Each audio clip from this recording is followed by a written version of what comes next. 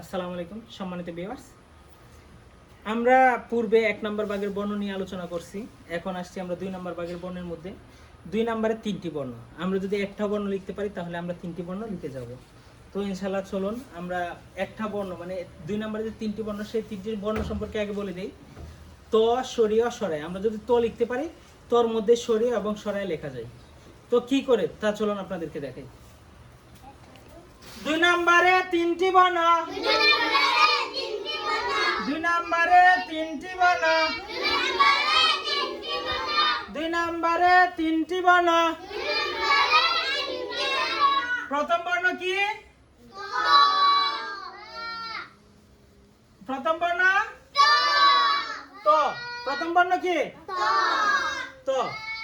সবাই দেখো, এই তর সাথে যদি আমরা এইখানে একটা একই লাগিয়ে দেই তাহলে হয়ে যাচ্ছে কি? তাহলে কি হয়ে যাচ্ছে?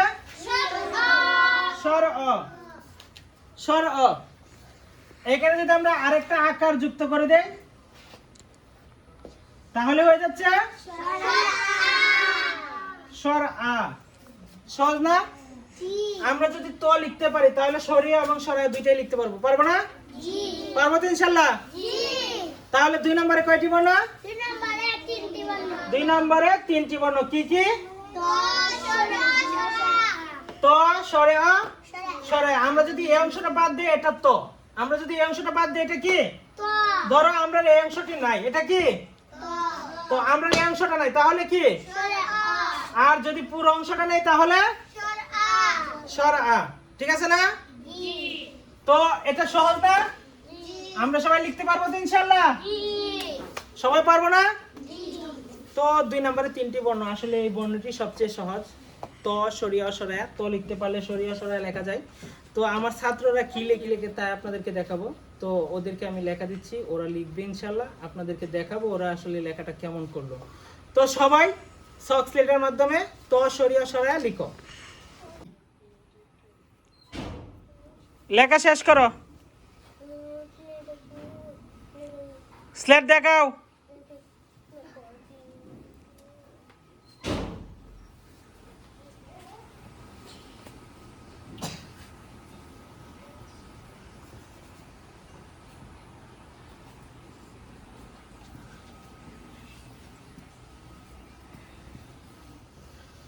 তো সম্মানিত ভিউয়ার্স, দেখলেন ছাত্ররাও মোটামুটিভাবে লিখছে, সবারই আলহামদুলিল্লাহ ভালো হয়েছে।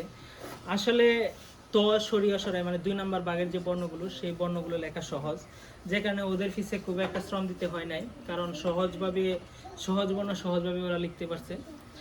তো আমার এই ভিডিওটি আসলে শিক্ষামূলক, যা আপনাদের যে বাচ্চারা আছে সেই বাচ্চাদেরকে আপনারা মাঝে মধ্যে আমার ক্লাসে বসিয়ে দিবেন, ইনশাআল্লাহ ওরাও হাতে লেখা সুন্দর করে ফেলবে। তো ভিডিওটা লম্বায়িত করতে চাই না, আজকের জন্য বিদায় নিচ্ছি। আসসালামু আলাইকুম রহমতুল্লাহ।